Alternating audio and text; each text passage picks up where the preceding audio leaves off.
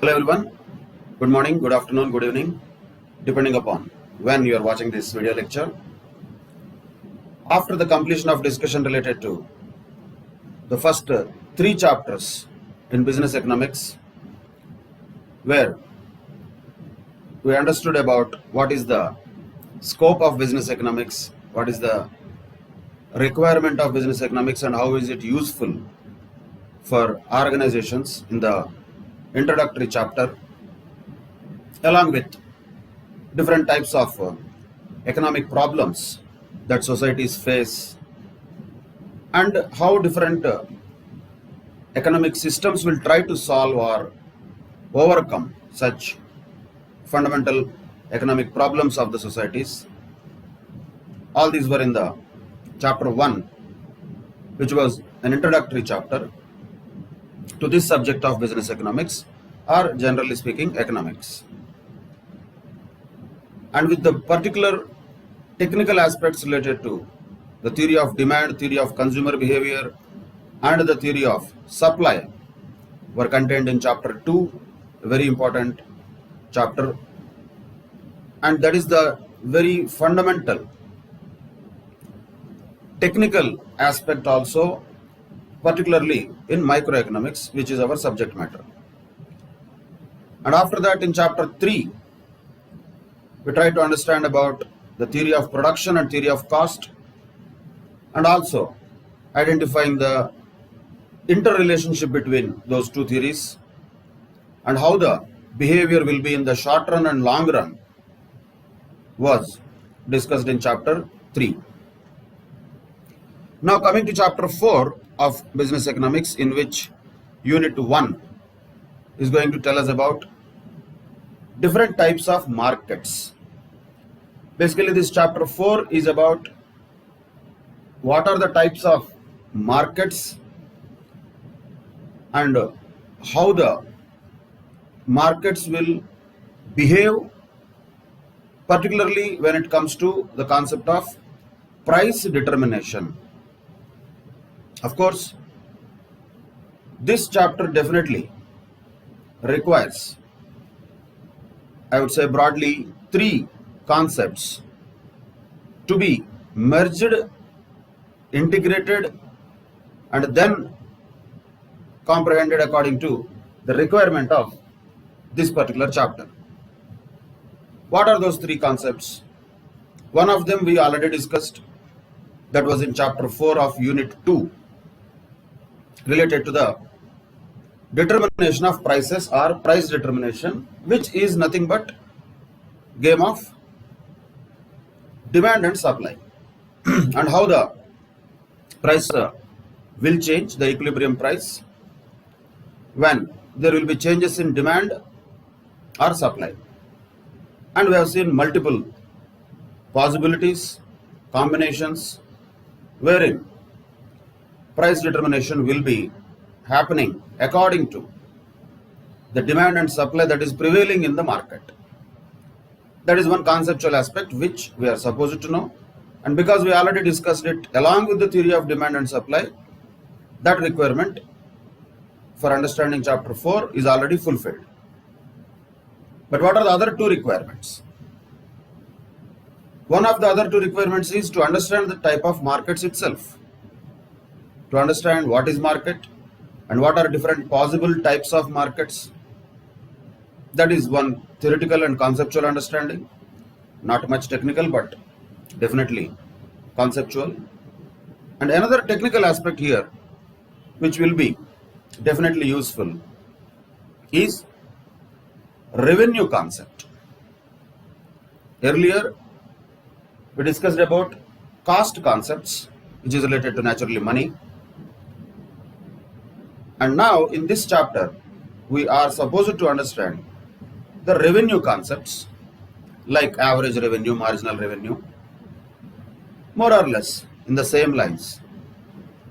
Words wise, when we say average or marginal, whether it is average production or marginal production, average cost, marginal cost, or marginal utility, or marginal revenue, the word marginal, if we understand, we apply it in different contexts according to the requirement. But This particular chapter definitely requires us to understand the theories and concepts of revenue also. So we know already the price determination, demand and supply interaction, which we take it from chapter 2 a little bit, and unit 2 of chapter 4 a little bit, which is an extension of chapter 2 only. And also we take the cost concepts, which we discussed in chapter 3. Before understanding the revenue concepts, definitely we need to understand the cost concepts, which we did already. But also we observed, to know the cost concepts and understand them, we needed to know production concepts, which also we discussed. So the point is, all of them are interlinked. So we are all going in different streams, different sub segments of the overall objective that finally we are going to achieve by knowing and understanding business economics. So far what we have done is, we have understood different streams of business economics or microeconomics particularly, and all those streams, the understanding of all those streams will culminate in chapter 4. So this is, we can say, the climax of the microeconomics or microeconomic theory that we have in our syllabus. Chapter 5 is about business cycles, which is a very generic topic. We'll come to that later. It has no direct relationship with other chapters. So that is why I always tell, chapter 1 and 5 are generic chapters.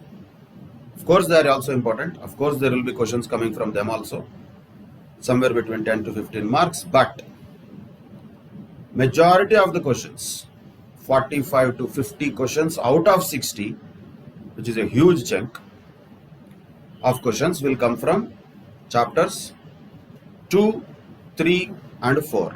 These are the technical chapters. And 4 is, one way we can say, an extension of the earlier known concepts only, but with an application as to how those concepts can be applied for different types of markets. So that is the new thing that chapter 4 will introduce to us. And then we will merge everything and see how the resultant will be. That will happen in unit 3 of chapter 4 later. But before going to that, we need to definitely understand what is market, and we need to also understand what are the generally classified 4 basic market types. That is a general classification, and if at all applicable, possible, try to understand these types of markets with some examples, and also understand the behavioral principles underlying these markets. This is a broader objective of this particular chapter 4 and unit 1. However, the same things are going to be once again repeated in unit 3 when we apply the same theoretical aspects which we learn in unit 1. So essentially this entire chapter is about understanding the types of markets, already understanding demand, supply and price determination, now understanding the revenue concept, and finally bring everything together at one place and see how the organizations can take fantastic decisions by using these economic theories and principles. For that purpose, we need to understand, we need to study what are the types of markets that are generally classified as. There are 4 types of markets broadly classified as. One is perfect competition, second one is monopoly, then there is monopolistic competition, and then there is oligopoly. So these are the 4 types of markets generally we classify for convenience purposes, understanding purposes only. But before entering into this classification, let us also understand In reality, it is not that easy to categorize some market within these four classifications only. There will be close commonalities between them. At the same time, there will be some distinctions between them. But the reality works in such a way, both commonalities and distinctions will be at the same time. That is a paradox which reality gives us. Then naturally it becomes challenging to define anything as one particular framework. Yes, this is monopoly. 100% we cannot say. Yes, this is oligopoly. 100% we cannot say. Like this, any market we cannot characterize its nature, because there are four types of markets. I have to classify something into these four types only. That cannot happen from real life examples. Yes, what can happen? Does a market have a kind of monopolistic characteristics? Yes, that we can identify. It is monopoly? No. It has little monopolistic characteristics. There is a lot of difference between them. It is oligopoly or it is monopolistic competition. Difficult to distinguish. Lot of times it so happens they may have characteristics across these four types of markets. They may have similarities also, dissimilarities also. That is why one of the most important thought process disclaimer we can say to start with is never try to exactly fit something from reality into these four definitions. That is not our job. Let us not do that. If the question asks, definitely that is our job to answer that question according to the requirements of the question, according to the situation and context given in the question. We answer that question. That's all. Not more than that. I want to define a market exactly like this. Practically that is not possible. We need to understand the limitations of theories always. Same with the names also. There will be limitations. But yes, we cannot be rigid with these frameworks. We can have an understanding of the general characteristics of each of the markets. That can happen. That is what we call like behavioral principles. How these markets behave. Different types of markets, how they behave. That we can know. And how these markets will determine the prices, that is completely a technical aspect that we will see in the unit 3 of chapter 4. But before even reaching all that, we need to first understand what is market, and then what are the different types of markets, what are the characteristics of those types of markets. So first of all, what is market? What is the meaning of market? Simple, that is a place where goods and services are bought and sold, we can say. That is a market. Is everything a market? For example, if certain things are free, having zero prices, like air, sunlight, so far at least oxygen is free. Hopefully it will be free in future also, we don't know that, but at least now, as of now, we can breathe the air free of cost. So can we say that air is a commodity which has a market? No, we cannot say that, because it is free. And not necessarily all the free things have abundance of supply, as mentioned here, not necessarily. But still, irrespective of the reason why they are free, simple point is, when anything is free, when there is no need to pay any price for the goods and services, that is not a market.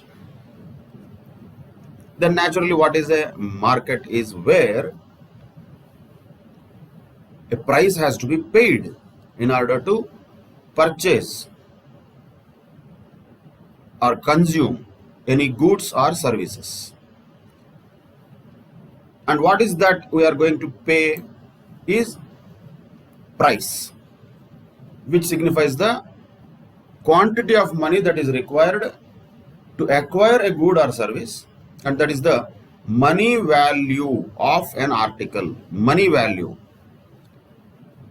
or we can call it exchange value, or you can call it value in exchange. Different names, but all are same. That's what is price. And as we discussed earlier in the introduction of economics itself, we need to always distinguish two aspects. One is use value and one is exchange value. Use value is the usefulness of a particular commodity. Again, don't mix with utility here. Utility in economics and marginal utility theory is different.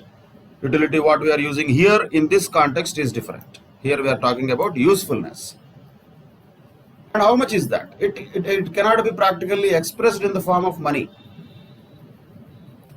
Like for example, you are having a lot of hunger, and if there is a fantastic meal available, what is the use value of that meal? You cannot quantify that. Difficult. It is almost infinite, because you are so hungry and that meal is going to satisfy your requirement. It is going to satisfy your hunger. Same way when you are so thirsty and you have a bottle of water, what is the use value of that bottle of water? Tremendous. Almost infinite.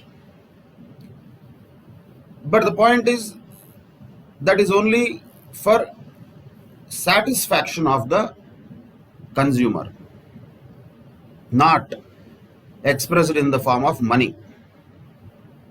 Like we discussed earlier, as an example only, once again, what is the use value of gold, or what is the use value of diamond? Practically nothing.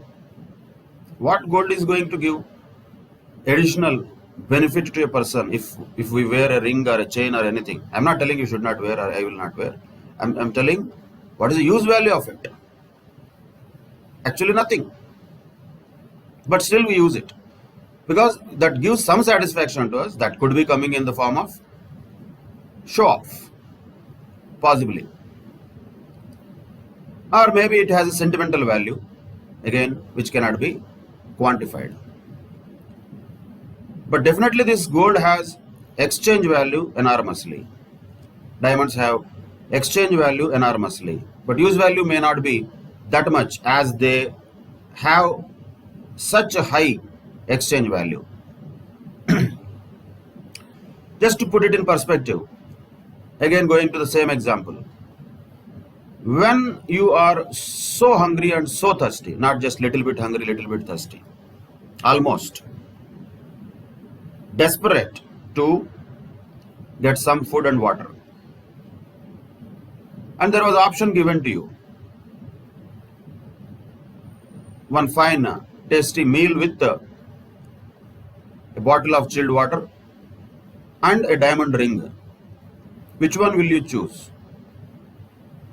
Naturally, the first one, most of the people will choose.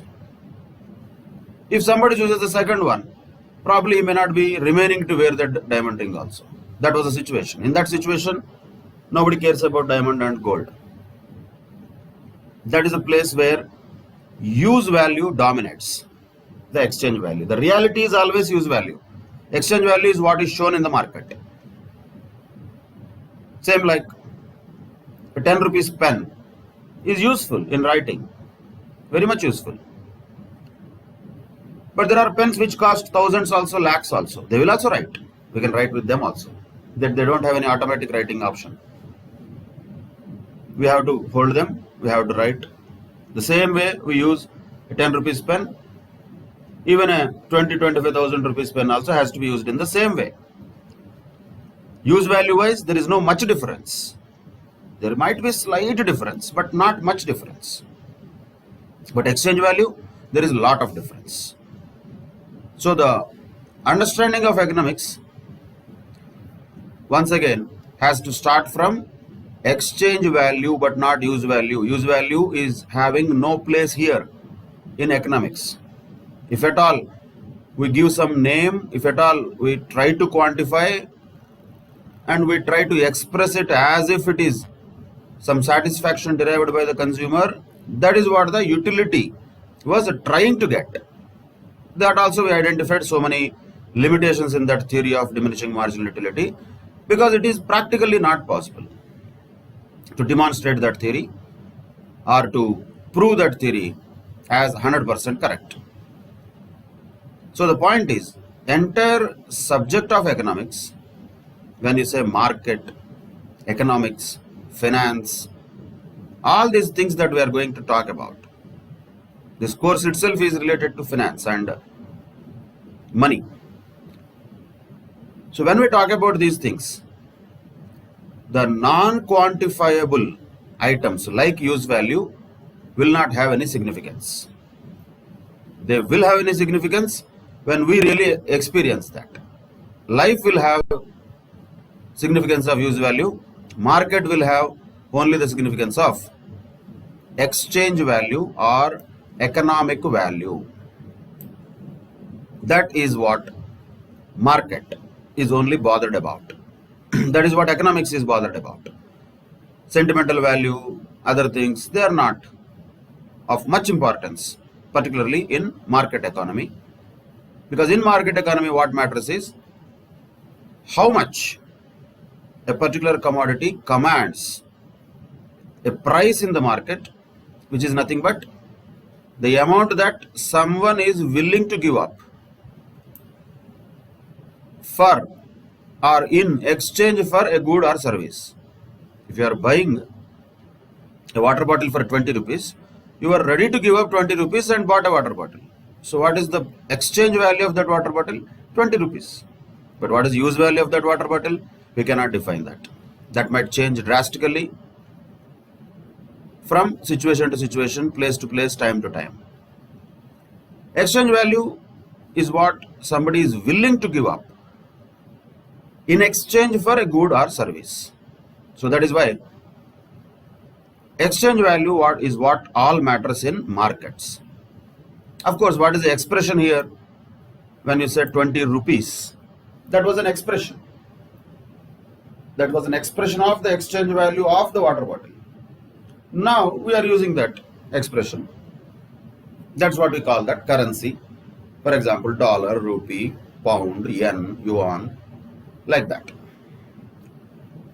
So currency is only an expression of the exchange value. Because money or currency is the accepted measure of economic value, and that is the, once again, manifestation of economic value only. That's all. Other than that, it has no much significance, particularly when we talk about currency. Currency is what, after all, a piece of paper, and that piece of paper, more or less with same quality, if 10 rupees is printed on that, its value is less. If 20 rupees is printed on that, its value is little more. Like that, same similar piece of paper can have 50, 100, 500, 2000, like that.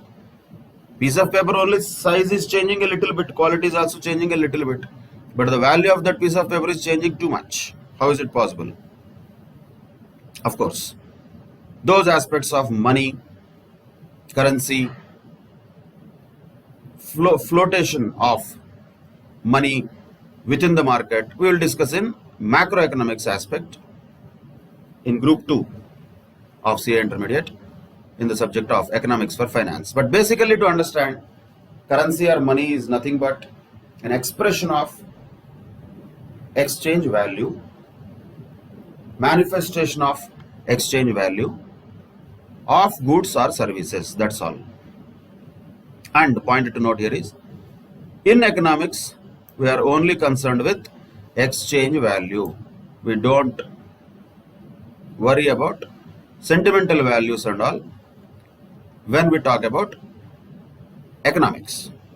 That does not mean economics is life and we have to be always thinking in economics point of view in our every walk of life.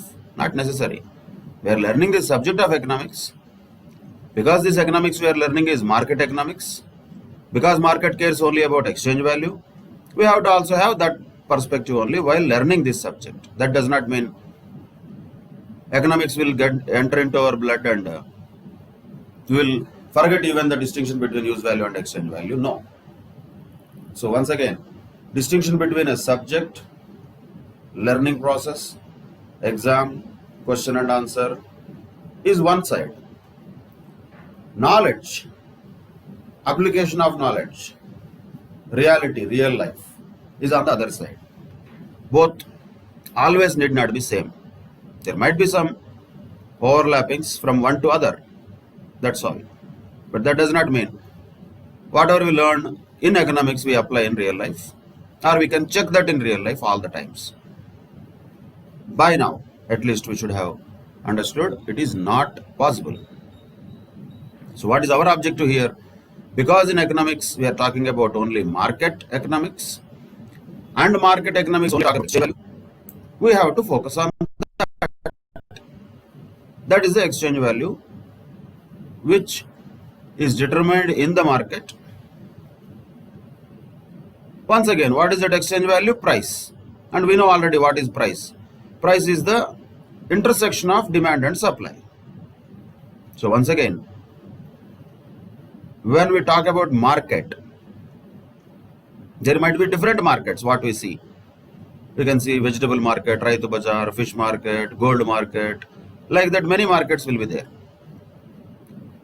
But any market is what? That is a place where the buyers and sellers gather to exchange goods at a price. That's what is a market. Buyers and sellers gather together.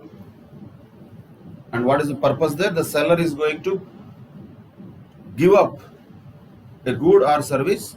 The buyer is willing to take that good or service, and in exchange the buyer is willing to give up some money. And that money what he is ready to give up is called exchange value or price of that commodity or good or service. So that is a collection of buyers and sellers, we can say, as market. But definitely, market creates a potential to trade, a potential for exchange of goods and services between buyers and sellers. But that does not mean every negotiation or every interaction between buyer and seller will result in a deal. Not necessary. But when there is an interaction of the buyers and sellers, that's what we call demand and supply. Both of them put together will determine the price of a product or service. That's what we already know.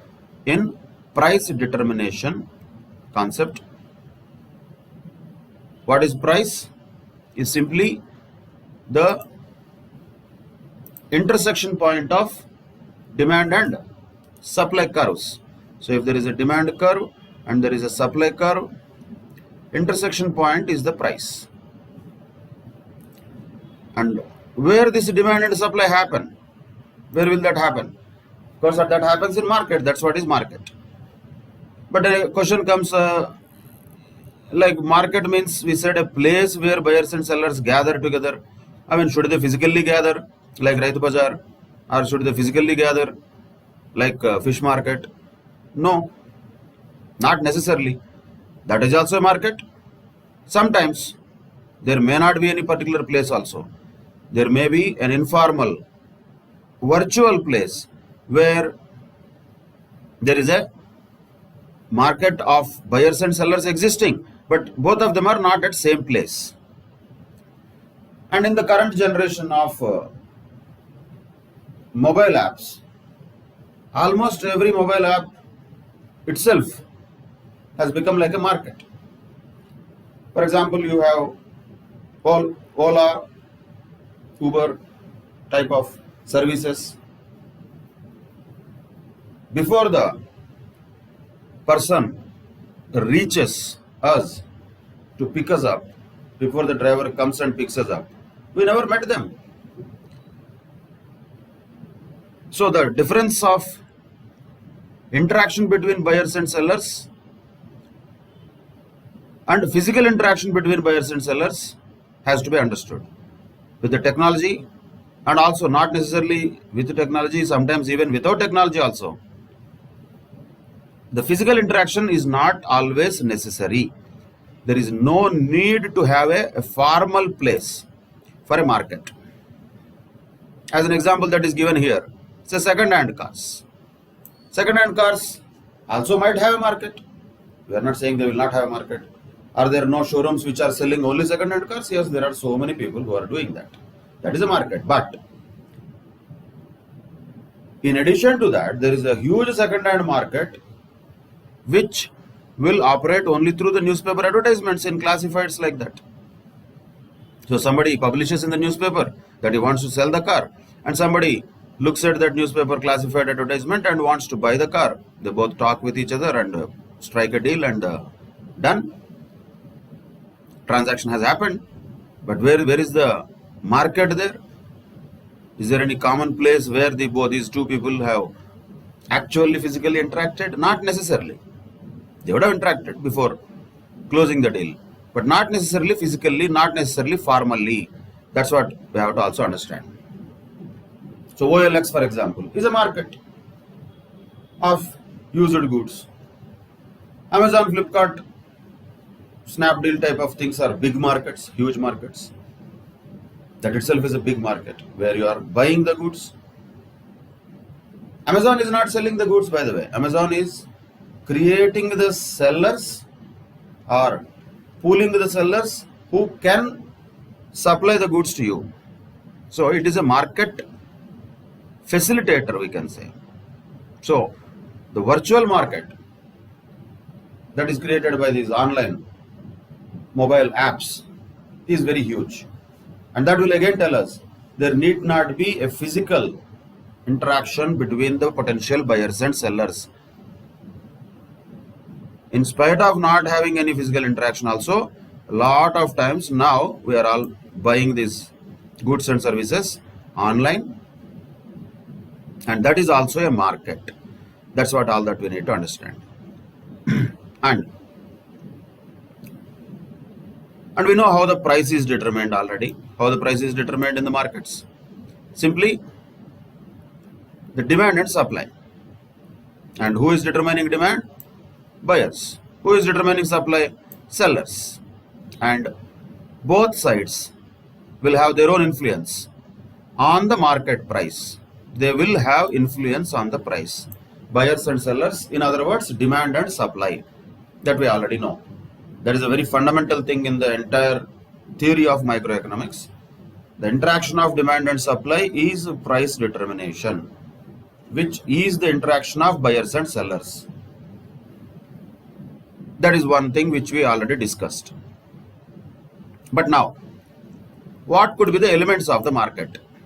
Don't try to by heart them and all. We are not going to have any theory question. What are the elements of the market? We have 5 points, 5 marks. No, nothing like that is going to happen. So just try to understand them. That is enough. No need to by heart or memorize. Just understand what will be there in the market. We all know them. There is nothing special. We know them. Buyers and sellers, of course, will be there. And when the buyers and sellers are there, what are they doing there? They are not dancing there. They have a product or service to be offered and purchased. So a product or service should be there. Buyers and sellers should be there. And there should be some discussion. Bargaining does not mean always there should be a negotiation and bargaining. Bargaining means a discussion on the potential deal that is going to happen. That will be there, irrespective of the size of the market. Even in a normal Raitu Bazaar also, even in a huge international bullion market for gold also, there will be some discussion on the price. There is a communication between the buyer and seller related to the price. That's what we call it bargaining. Bargaining, don't take it too literally. Sir, in Raitu Bazaar, prices are all fixed now. There is no bargaining now. How can we call it market?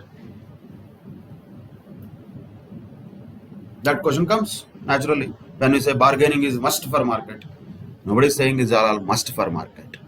Sometimes they happen explicitly, sometimes they happen implicitly. Sometimes they are expressive, we can see them, sometimes we cannot see them. You choose a product on Amazon you would like to buy it. You just buy it. You don't bargain for it. So does it make Amazon not a market because there is no bargaining? No. Bargaining for a price, not necessarily at every deal, not necessarily at every transaction in the market. Sometimes that may be implicit also. Basically, that is the communication between the buyer and seller, sometimes happening directly, sometimes not happening directly.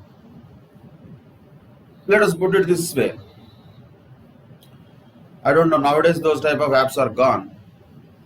Earlier, around 4 or 5 years back, there are so many different variety types of mobile apps also, which would say you compare the same product across multiple platforms. For example, you want to buy a mobile phone, a particular brand. You will just search there and it will tell how much it is available on Amazon, for how much it is available for on Flipkart, how much it is ready for sale on Snapdeal, etc., eBay, like that. It will tell. That is bargaining also. When you buy a product, when you see a product, let us say the same type of product is available at a lower price. Naturally, you go for that. So that is not a direct bargaining. You are not going to ask the seller who is selling at higher price to reduce the price. That is not bargaining always. The bargaining can happen implicitly also, without any expression specifically. So, once again, buyers and sellers are very clear. There will not be much of a dilemma or confusion there.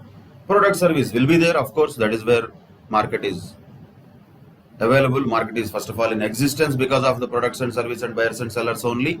But other three things may be there, may not be there. Sometimes they may be visible, they may not be visible. Sometimes they are very express, sometimes they are very implied.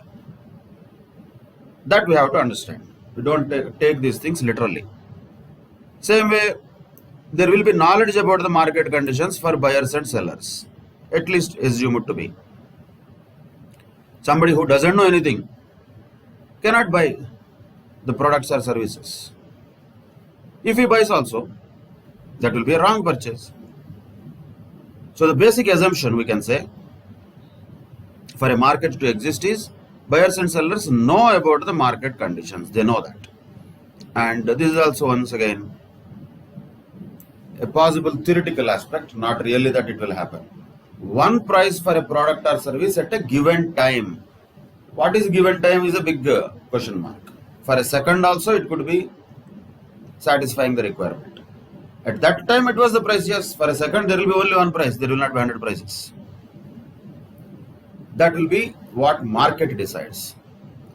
Once again, does it mean all the people who are sellers will have to sell the products at one price only? No, don't take it that way. At a particular point of time, when a particular deal is being struck, at the intersection of demand and supply, what is the price? That is what we are talking about as one price. Not that everybody will have to sell at the same price. There will be situations where different prices are charged. That is also natural. But that does not mean that they are not markets. But an ideal market, a perfect market, a good market, a scientific market, if at all it has to fulfill the requirements of all these things, then only we can say that is a defined market. Some markets may not have them, some markets may have them. But every market will have buyer, sellers, product or service. So as far as the first two things are concerned, there will not be any issue. First two things are okay. Buyer, sellers, product or service will be there. If these two are not there, market itself is non-existent. But the other three may be there, may not be there. But ideally they will be there. Ideally, yes. And lot of times it so happens, we use the word stock market. And that is one of the classic examples of what is a market. First of all, there are so many markets, but because all of them will not fulfill this all conditions, all characteristics, stock market is one place where, though not physically, all conditions are satisfied. When any particular share has to be purchased in the stock market, the buyers will have to give their bid price. They have to bid for it. Means, let us say I want to buy a particular share of a company at 30 rupees. If that is my intention to buy, I have to give that communication to the broker. Same way, the sellers, if at all somebody want to sell a share, they have to give an offer price. That means at what price they are ready to sell. For example, I want to sell the same price, same share at 35. Of course, when I say I am not the same person in both cases. Let us say somebody wants to buy, somebody wants to sell. The one who wants to buy is ready to buy at 30 rupees. The one who wants to sell is ready to sell at 35 rupees. Bargaining is there, but no deal happened. Demand is there, supply is there, but they never intersected. How can there be a price there? No, there is no price that is fixed because of this. Not possible. Stalemate. Then what happens? After some time, the one who is willing to buy will see that nobody is willing to sell at 30 rupees. So he will slowly increase the price to 32 rupees. Means his bid he will increase to 32 rupees. Same guy who is selling earlier or willing to sell at 35 rupees earlier, he will also observe he wants to sell at 35. Oh, if anybody is given a chance, he wants to sell at $35 million also, no problem. Thinking is not a problem, but it will not happen. It will not make any deal happen. He wanted to sell at 35, but market was not ready. There was no buyer. When there is no buyer, what is the point of offering for sale? So you will also understand, at 35 nobody is ready to buy. Let me reduce my offer a little bit.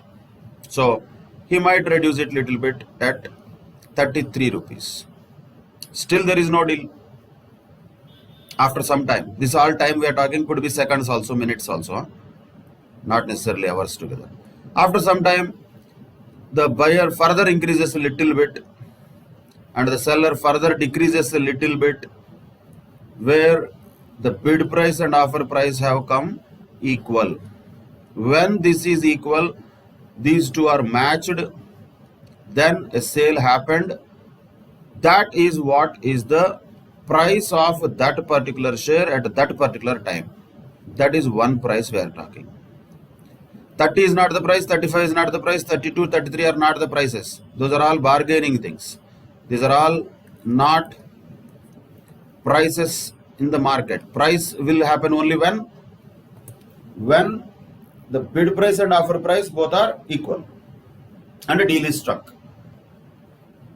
Then we see this happens in every 5 seconds actually.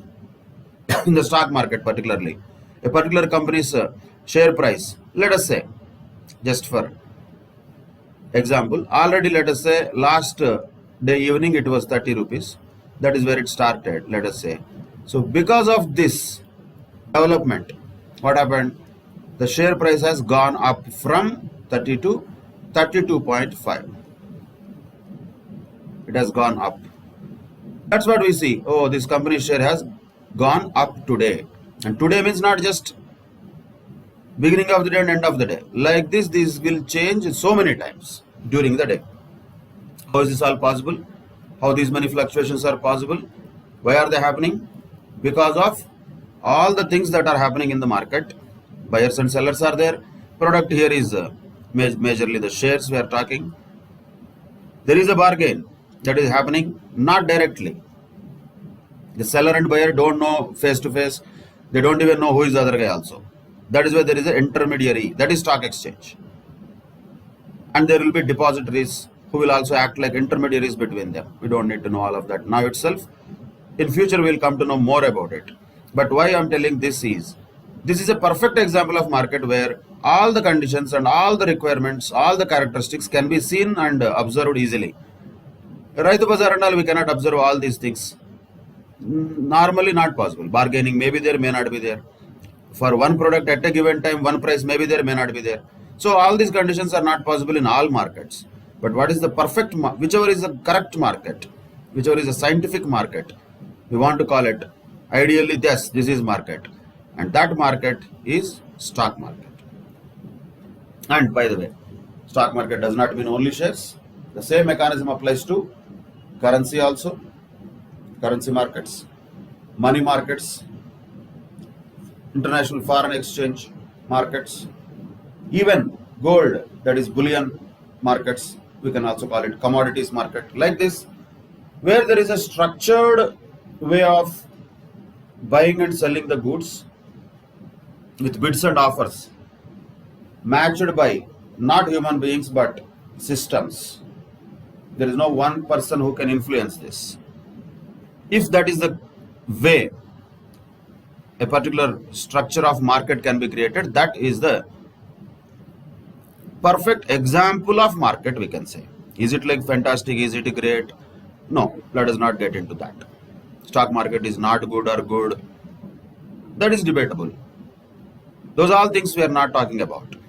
But why stock market can be taken as an example, best example is because that satisfies all the conditions of the word market. Many other things may not actually satisfy all those conditions. So, perfect market where the demand supply can be observed very easily and how the changes are happening, fluctuating second to second, minute to minute, these are all changing. That is a dynamic market, which is stock market, that reflects the characteristics of the market itself. Ideally, that is what market is. Our characteristics we are talking. Not that key. I'm telling vegetables also should be sold in stock market. Not like that. The characteristics of market theoretically are matching exactly with that of stock market, I'm telling. That is about basic understanding of what is market. And now there are many categorizations we can do, classification we can do for markets. These are generic things, you can generally go through them also. But at a broader level, we can classify them into product markets and factor markets. These names are important. Of course, names themselves will indicate what do they mean. Product markets means product markets, what we want to buy and sell. So everything that we are talking about are product markets, where the market is for goods and services. Same thing, products available in a supermarket or in a mall or Amazon, all of them are product markets. Factor markets are different. Factor markets means where the buying and selling happens. Yes, there also happens, but of what? But of land, labor, capital and entrepreneurship. For them, the buying and selling will happen. So land buying and selling can be considered as a factor market, of course. Not that when that land is used for residential purposes. If that land is useful for economic value creation purposes, then that will be also called as factor market. Labor and entrepreneurship both are there available. For example, Naukri.com. What is Naukri.com? That's a factor market. That is where lot of people are there, thousands of them, lakhs of them, ready to sell themselves. In the sense, not like physically, their services, their power, their knowledge, their ability, that they want to sell. That's what labor can do. Entrepreneurship is also more or less same, but they will not be on Naukri.com. At similar platforms at a higher level, they will do. CEOs, CFOs, top management will also go from company to company. They change companies. But that is at a different level. That factor market is very tough to access and difficult to predict also. because of its complexity. But basically these other things we can observe also. Land, definitely purchasing and selling of land happens or not? Yes, that is land market. Naukri.com is a perfect example for labor market. That is virtual market. If you go and see daily morning 6 o'clock at Adda places, lot of places are there where there will be 50 to 100 people who are ready to work, construction workers, daily laborers. That is also labor market. They are ready to sell their services, and somebody will come and pick them up to take them to a construction site for 1 day's work. Like that, agricultural laborer are there, construction workers are there. Mostly the unorganized sector works with anybody whoever gives a job to them. That is the labor market itself. But for little sophisticated understanding, Naukri.com, like that, so many websites are there which are job related websites. Those are also examples of labor market. What is capital market? Again, stock market itself is capital market. Capital can be bought and sold there. New issue of capital can happen there. So capital market is a big word. Factor market it is, but it is a big word. Entire banking sector, mutual funds, these are all part of the capital market system. That's what we called as earlier financial intermediaries. And what do? They take the public saving and divert that as investment, giving them to the entrepreneur. So that is capital market. Banks themselves can be called as biggest example for capital market. What banks will do? They buy and sell money actually. You may think that they are giving interest and all. Yes, it is. But ultimately what are they doing if you really look at their substance of the activity? They are buying and selling money. So, for somebody from whom they buy the money, in return they give interest. That is a depositors for them. And to some others, they sell the money and collect interest from them. Those are the people who are borrowers from the bank. So basically that's a capital market. What it is job is, it is creating capital. And we have observed the capital formation process earlier. That helps us in understanding what is a capital market. So all these financial intermediaries in different ways, but definitely effectively all of them are capital markets. Insurance, mutual fund, banking, stock markets, all the financial intermediaries we are talking about, all financial institutions, big ones, all of them are examples of capital market. That is a factor market we have to understand, not a product market. That is a factor market. So simply difference between factor market and product market is product markets will allocate the goods to the customers, whereas factor markets will allocate productive resources to the producers, not to the customers.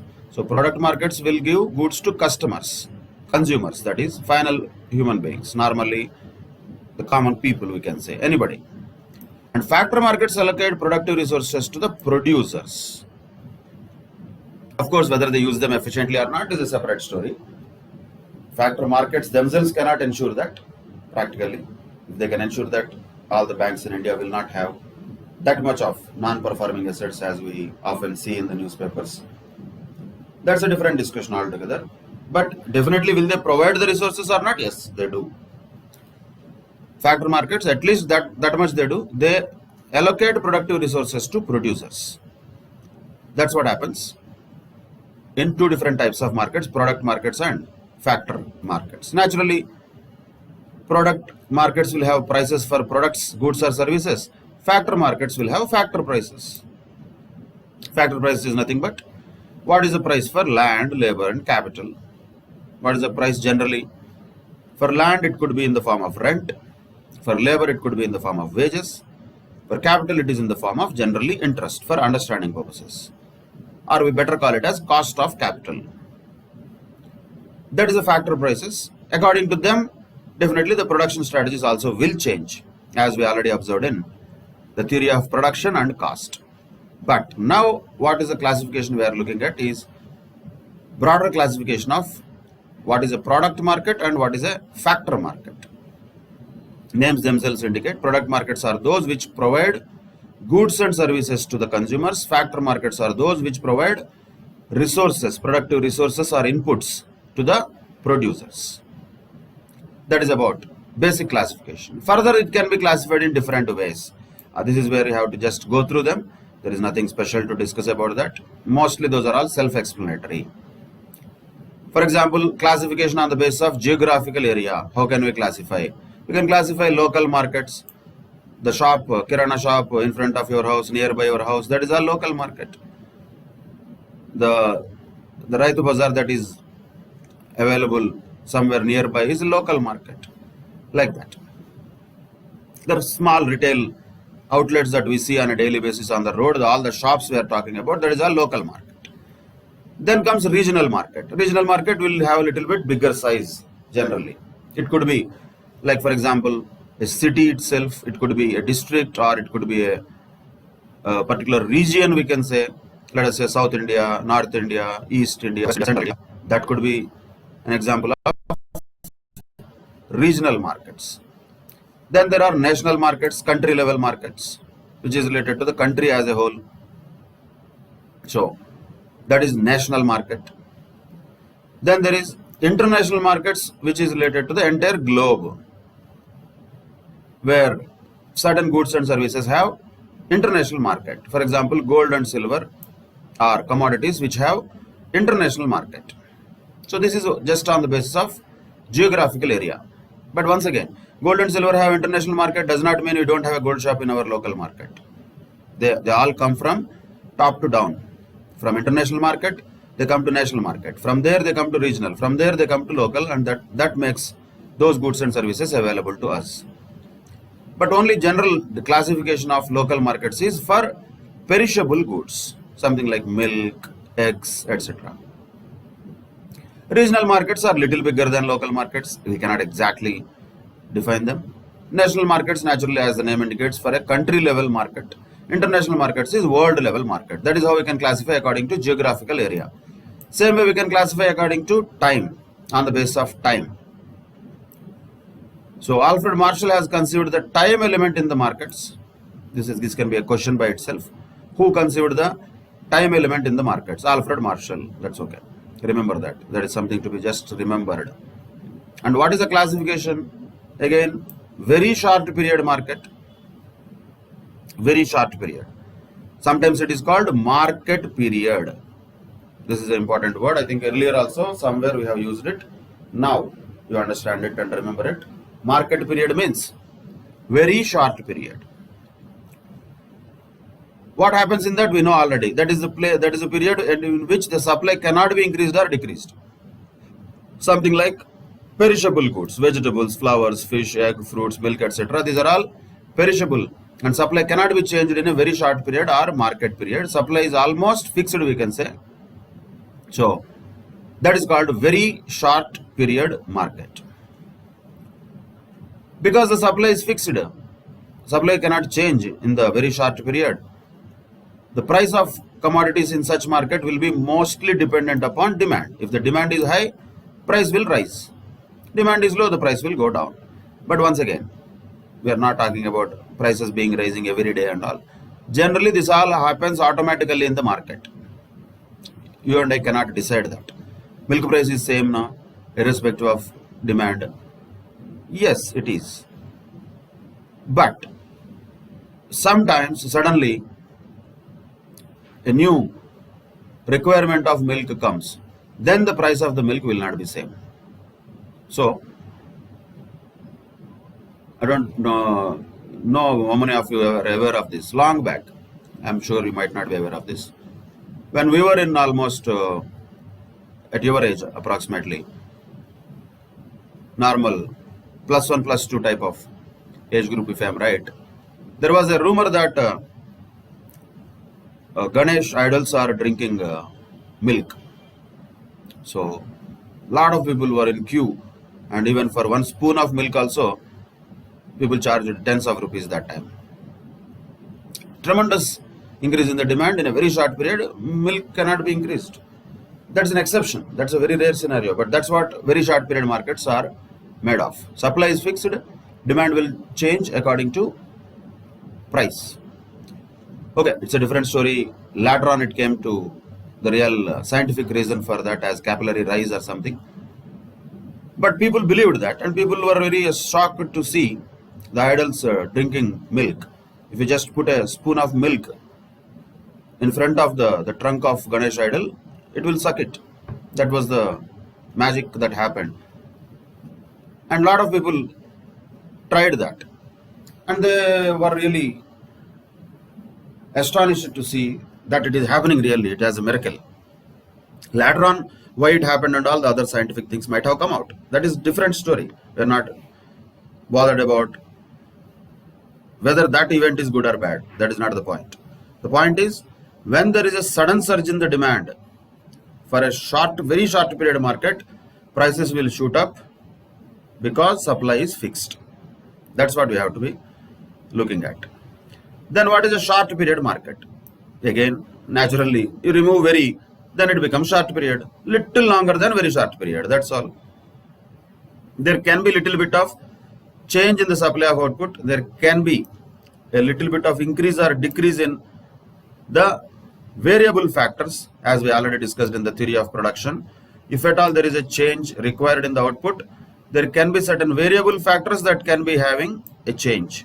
Fixed factors cannot change. They will remain fixed. So here, short period market is that which will have little longer period than very short period market, and the variable factors can be changed, increased or decreased. Then what is long period market? Name itself indicates.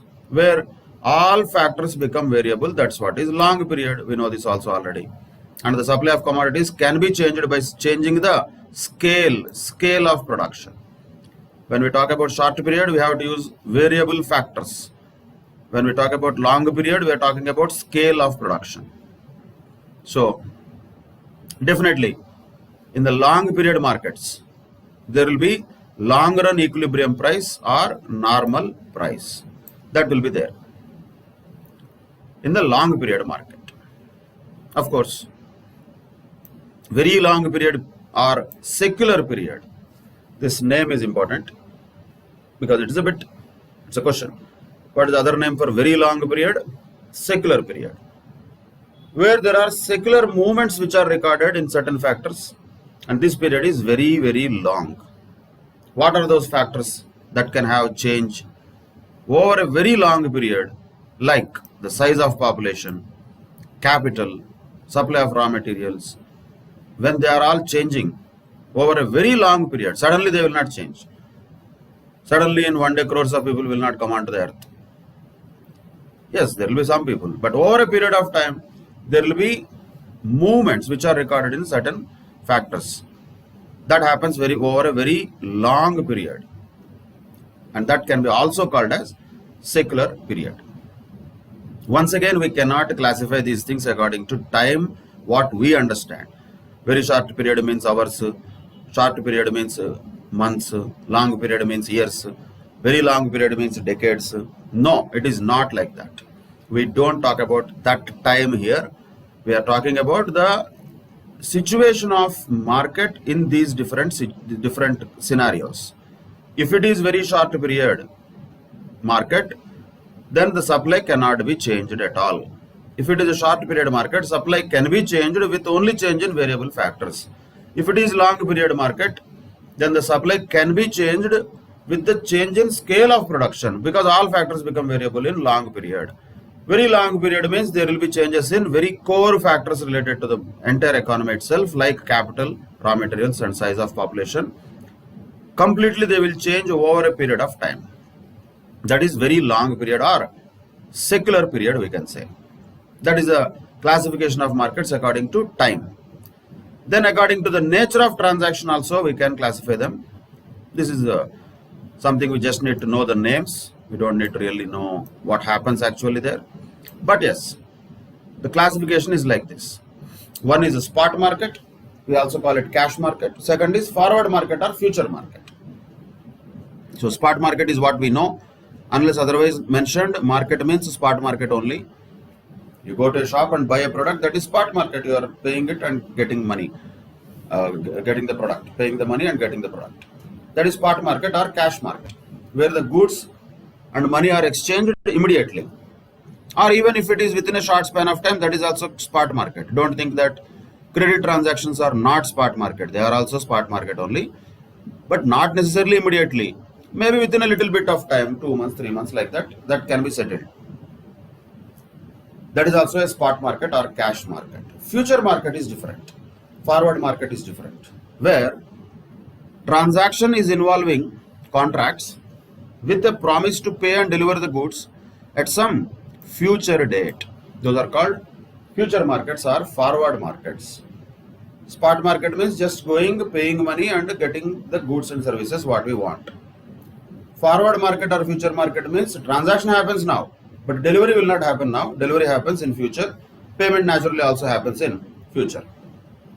Just for understanding purposes, lot of these big companies, like for example PepsiCo in India, manufactures chips also. You know that Lay's and all are Pepsi brands, and those chips naturally will have to be produced by using the raw material of potatoes, and they procure that potatoes from the farmers naturally directly.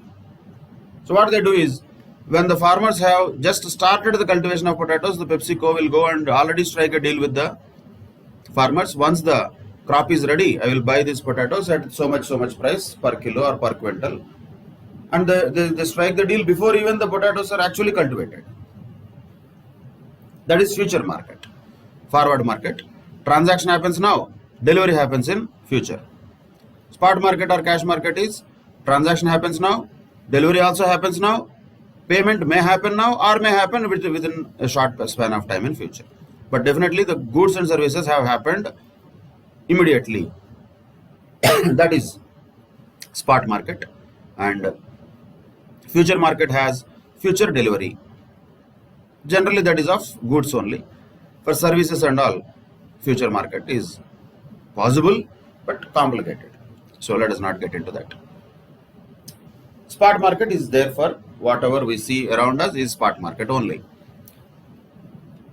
Then coming to the classification according to regulation, name itself indicates regulated market, unregulated market.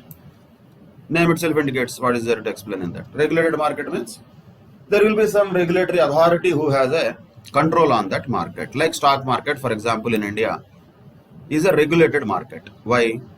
Because it is regulated by an authority, a particular organization called SEBI, Securities and Exchange Board of India. That is a regulated market. Raitu Bazaar is also a regulated market. Mostly the state government authorities will have some regulation on that. You see somebody selling some goods on the road, footpath, platform. That is unregulated market. There is no control on them, no stipulation on how the transactions should happen. That is unregulated market. Example. So as the name indicates, if there is a proper regulation and control, that is regulated market. If there is no such regulation, it is unregulated market. Then how can you classify on the basis of volume of business? Volume. This is also popularly known to everybody. Wholesale market, retail market. Wholesale market means bulk quantities, large quantities are purchased and sold. That is called wholesale market.